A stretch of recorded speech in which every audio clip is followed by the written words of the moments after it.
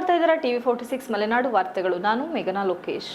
ಮಲೆನಾಡು ಭಾಗದಲ್ಲಿ ಪ್ರತಿನಿತ್ಯ ವಿದ್ಯುತ್ ತೊಂದರೆಯಿಂದಾಗಿ ಸಾರ್ವಜನಿಕರಿಗೆ ತೊಂದರೆಯಾಗುತ್ತಿದ್ದು, ವಿದ್ಯುತ್ ಉಪಕೇಂದ್ರವನ್ನು ತೆರೆಯಬೇಕೆಂದು ಏಕಾಂಗಿ ಹೋರಾಟಗಾರ ತೀರ್ಥಪ್ಪ ಕೆಇಬಿ ಮುಂಭಾಗ ಪ್ರತಿಭಟನೆ ನಡೆಸಿದರು. ಕೆಸ್ಕೋಡು ಗ್ರಾಮ ಕೆಎಸ್ ತೀರ್ಥಪ್ಪ ಕೆಸ್ಕೋಡು ಈಗಾಗಲೇ ಬಿಕ್ಕೋಡು ಹೋಬಳಿಗೆ ಸಬ್ ಸ್ಟೇಷನ್ ಶಾಂಕ್ಷನ್ ಆಗಿ ಡಿ.ಕೆ. ಶಿವಕುಮಾರ್ ಇಂಧನ ಸಚಿವರ ಕಾಲದಾಗ ರಾಜ್ಯದ ಮುಖ್ಯಮಂತ್ರಿ ಆಗಿರ್ತಕ್ಕಂಥ ಸಿದ್ದರಾಮಯ್ಯ ಕಾಲದಲ್ಲಿ ಆಗಿದ್ದು, ಇವತ್ತಿನವರೆಗೂ ಕೂಡ ಸಬ್ ಸ್ಟೇಷನ್ ಆಗಿಲ್ಲ.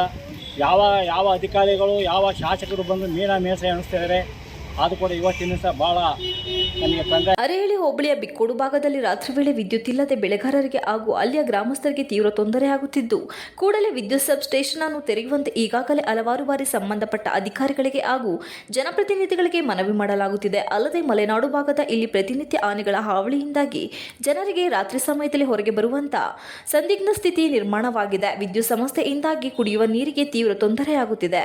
ಕೂಡಲೇ ಇದರ ಬಗ್ಗೆ ಜನಪ್ರತಿನಿಧಿಗಳು ಗಮನ ಹರಿಸಬೇಕು. ಶಾಸಕ ಸುರೇಶ್ ಅವರು ಇಲ್ಲಿ ಸಾರ್ವಜನಿಕರ ಕುಂದುಕೊರತೆ ಸಭೆಯಲ್ಲಿ ಅಧಿಕಾರಿಗಳಿಗೆ ಯಾವುದೇ ಕಾರಣಕ್ಕೂ ಈ ಬಿಕ್ಕೋಡು ಭಾಗದಲ್ಲಿ ವಿದ್ಯುತ್ ಸಮಸ್ಯೆ ಆಗದಂತೆ ಎಚ್ಚರಿಕೆ ವಹಿಸುವಂತೆ ಸೂಚಿಸಿದರು.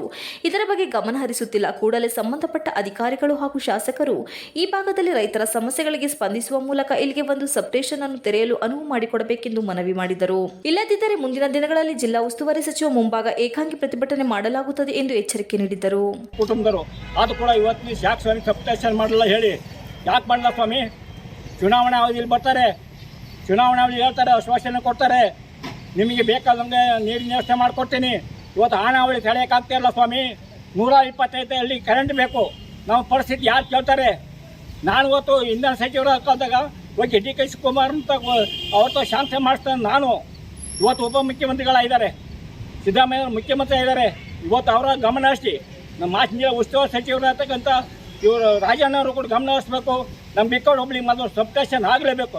ಯಾವ ಬೆಳೆಗಾರ ಇರ್ಬೋದು, ರೇಷ್ಮೆ ಬೆಳೆಗಾರ ಇರ್ಬೋದು, ಫ್ಲೋರ್ ಮಿಲ್ಲು, ರೈಸ್ ಮಿಲ್ಲು ಎಲ್ಲರಿಗೂ ತೊಂದರೆ ಆಗಿ ಹೋಯ್ತೆ. ಇವತ್ತು ಯಾರೂ ಗಮನ ಹರಿಸ್ತಾ ಇಲ್ಲ. ಅದು ಕೂಡ ಬಹುಶಃ ಇವತ್ತಿನ ಸಹ ಕೂಡಲೇ ನಮ್ಮ ಬಿಕ್ಕೋಡು ಹೋಬಳಿ ಸಬ್ ಸ್ಟೇಷನ್ ಆಗಲೇಬೇಕು.